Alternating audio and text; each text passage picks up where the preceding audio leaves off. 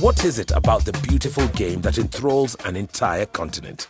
A game played in every corner of Africa. The entertainment, the poetry, the ability to play anywhere and at literally any time. But what about that dream? The dream to play football on the same grounds as some of Africa's greatest. The dream to become the continent's next rising star. This is the beginning of a brand new chapter. This is the start of a new life. This is the search for Africa's next footballing legend. This is Airtel's Rising Stars. 15 countries across Africa will take part in what will be the search of Africa's next superstar. We are working with the youth right across Africa. We operate in 16 countries right across the continent. And the initiative is right across those 16 countries. The youth account for a significant amount of the population and obviously a significant amount of our business.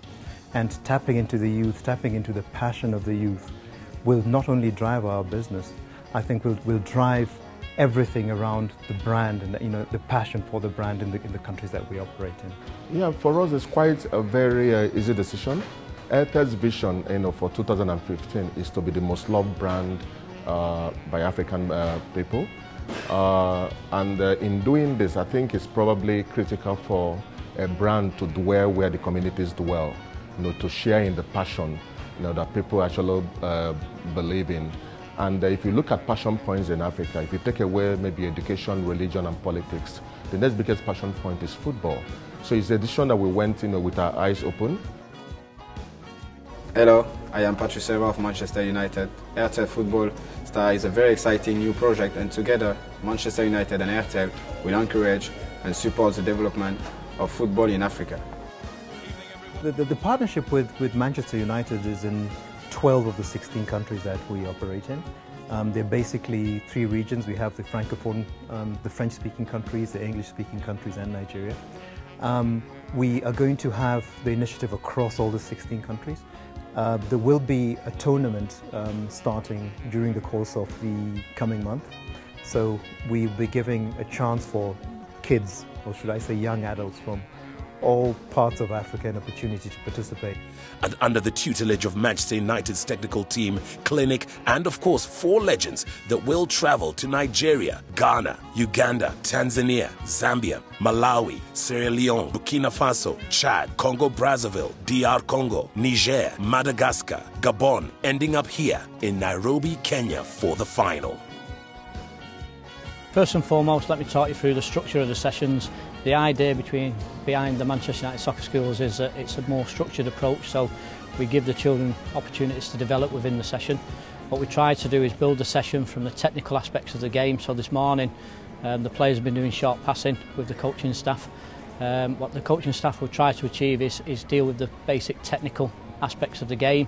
Then they'll put it into an opposed practice before finishing in the small-sided games that you've seen earlier on.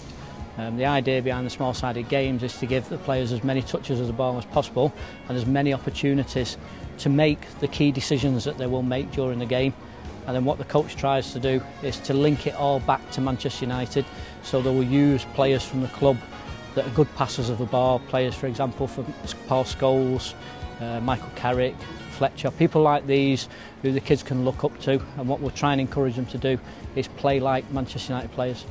This is about mental and physical preparation. This is the biggest stage that these kids have ever stepped on. This is Airtel's Rising Stars. The attitude of the African kids has been absolutely outstanding. They've bought in. We do have a code of conduct at Manchester United Soccer School, so each day we will look at certain aspects of that code of conduct. Today we're looking at attitude. And what we will do at the end of the day is we will pick players out who we feel have had a good attitude, and by that we don't just mean on the pitch, we mean off the pitch, arriving on time and just having a general focus to do well.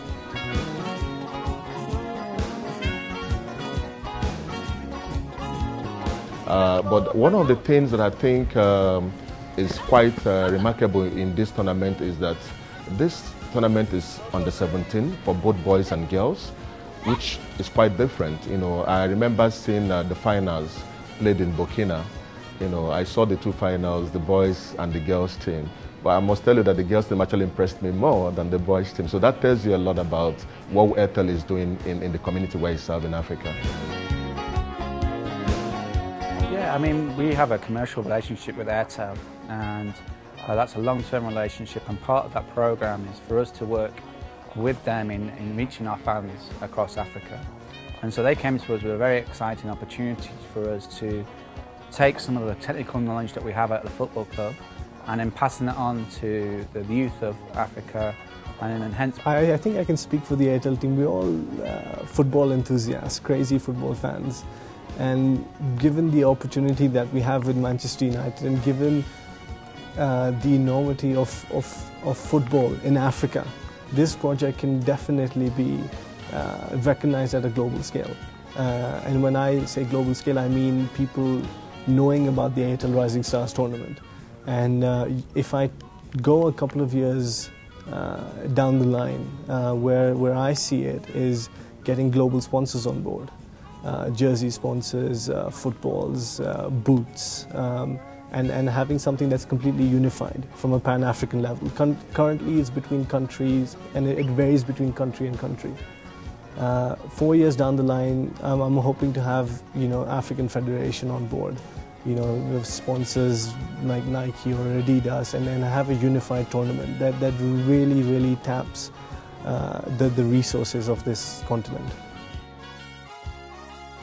And this is really a great opportunity for us as a club to reach out to the fans and to engage them and give them the opportunity to play and learn the Manchester United way. So when Airtel said they've been in talks with the school system, have the government and the ministers on board, that was a programme that shows that they're serious about developing football across Africa, and it's something that Manchester United were very proud and happy to put their name towards.